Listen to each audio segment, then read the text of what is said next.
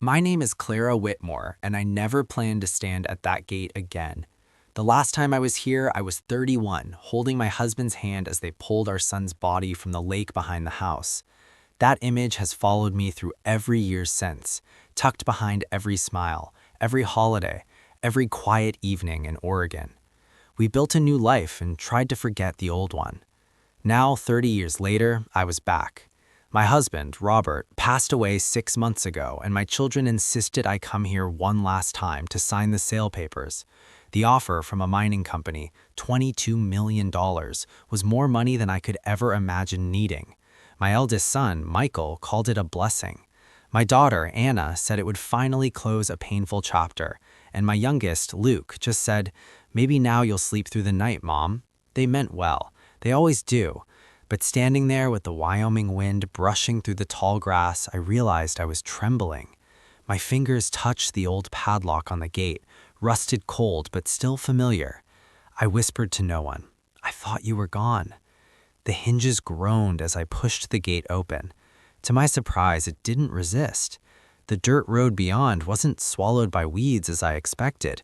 It was clear, smooth, freshly graded. Someone had been here. Someone had cared. My car crept down the path that used to be lined with fence posts, most of which I thought had long since fallen, but now they stood upright, mended, newly painted white. There were tire marks in the dust. At one point, I stopped the car and stepped out, listening. All I could hear was the wind and the faint creak of a windmill turning somewhere ahead. Robert used to love this place. He called it the heartland of his boyhood, though after the accident, he never spoke of it again. He said we'd sell it one day, that it was cursed ground, and I believed him. I never asked about the few weekends he claimed to spend here over the years, maintenance trips, legal meetings, repairs before the sale. I was relieved, if anything, that he could handle it while I stayed away. But now, looking at the ranch, I saw signs of life. The fences weren't broken. The old barn roof gleamed with new tin. Even the mailbox at the end of the drive looked freshly painted.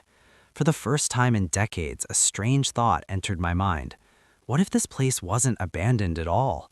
What if Robert hadn't come here to sell or mourn, but to build something I never knew existed? The farther I drove, the stronger the feeling grew that I was trespassing on someone else's world. I passed a line of fence posts that had been replaced recently, still smelling faintly of cut pine. The gravel road curved, and suddenly I saw smoke rising from a chimney. My breath caught. There, standing at the edge of the main clearing, was the old farmhouse, the same wraparound porch, the same oak tree shading the front yard. But everything else was wrong. The house wasn't falling apart, it was painted white, its windows clean, curtains fluttering behind the glass. They were flower boxes, freshly watered, and near the barn, children's laughter carried through the air. I parked the car and stepped out slowly, half convinced I was dreaming. "Hello," I called, my voice sounding small against the wide Wyoming sky. A woman appeared on the porch. She looked to be in her 50s with silver-streaked hair tied back in a ponytail, her sleeves rolled up and hands dusted with flour. She froze when she saw me, then spoke to someone inside the house. A few moments later, she came down the steps and walked toward me. "Mrs. Whitmore?" she asked, stopping a few feet away. Her tone was cautious but kind. I blinked, startled. "Yes, I'm Clara Whitmore. How do you know my name?" She offered a small, careful smile. "Because we've been expecting you." "Expecting me?" The words made no sense. "I think there's been some mistake," I stammered. "This property is supposed to be vacant. It's being sold next week." The woman shook her head gently. "I'm afraid it's not vacant, Mom. It hasn't been for a very long time." I studied her face, the calm in her eyes. "Who are you?" "My name's Maggie Jensen. I manage this place now. Everyone calls me Maggie." "Manage it? For who?" "For your husband, Mrs. Whitmore," she said softly. "For Robert." The air seemed to drain out of my lungs. "That's impossible," I whispered. "My husband died 6 months ago." Maggie nodded. "I know. He came here the month before it happened. He told us when the time was right, you'd come." Behind her, movement caught my attention. A man in his 30s stepped out of the barn, a wide smile on his face. He waved enthusiastically and called, "Ethan's mom came." The name hit me like lightning. Ethan, my son. No one had spoken that name here in 30 decades. Maggie turned and motioned for the man to stay back. That's Tommy. He helps with the animals. He's been part of this community since Robert started rebuilding. Rebuilding? My voice trembled. What are you talking about? Maggie's expression softened. You should come inside, Miss Whitmore. There's a lot to show you and a lot you deserve to know. I hesitated at the bottom of the steps, my heart pounding so loud I could barely hear her next words. This ranch, she said quietly, hasn't been abandoned a single day since you left. Not one. And as she opened the door to the home I thought I'd buried with my son, I stepped into a world my husband had kept alive in secret for 30 years.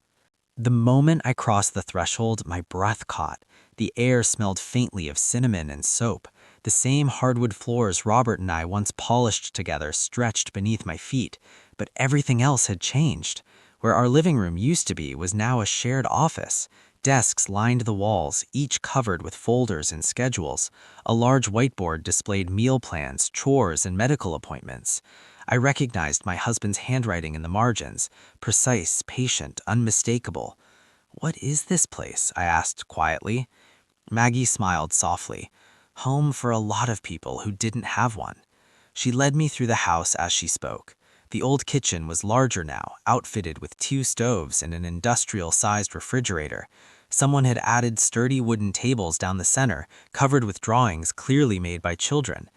Stick figures stood beside a blue circle labeled Ethan's Lake. My throat tightened. Robert started small, Maggie explained. It was just him and a few veterans he met in town. He fixed up the barn, offered them shelter, food, and work. Then word spread. People came from other counties, families escaping bad situations, veterans who couldn't adjust after service, mothers with nowhere to go. He turned the ranch into a refuge. I tried to speak, but my voice refused to form words. Maggie continued. He called it the Whitmore Ranch Community, said it was a place where broken things could be mended. We stopped by the staircase. My hand brushed the banister Robert had built by hand all those years ago. It gleamed with new varnish. He did all this? I finally managed.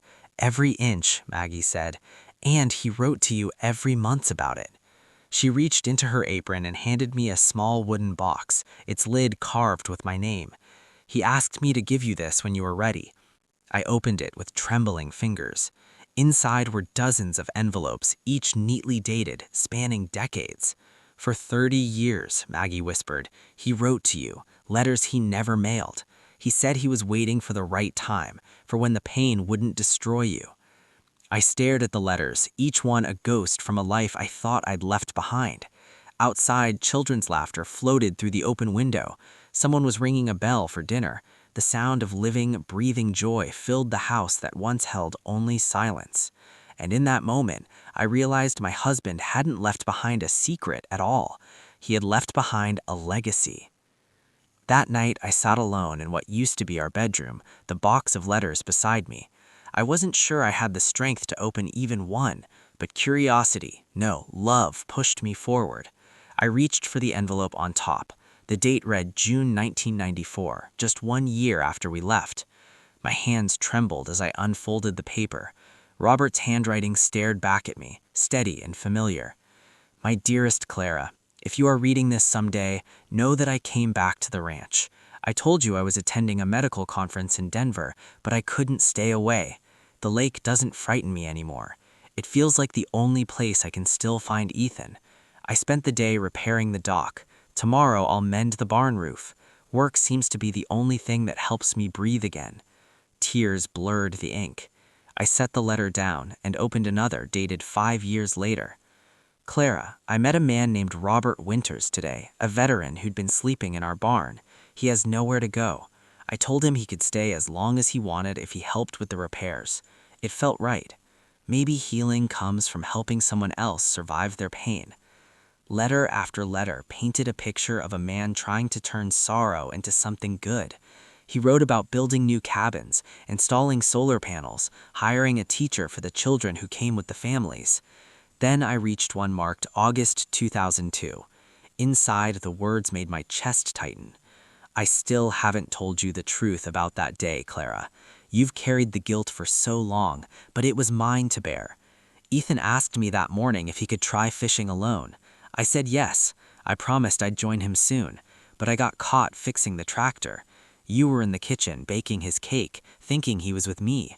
When I finally looked toward the lake, it was already too late. I let our boy go alone. I've lived every day since, trying to make sure no other child's laughter ends that way. My breath left me in a sob I hadn't felt in decades. The weight I carried all my life, every sleepless night, every nightmare playing that afternoon shifted.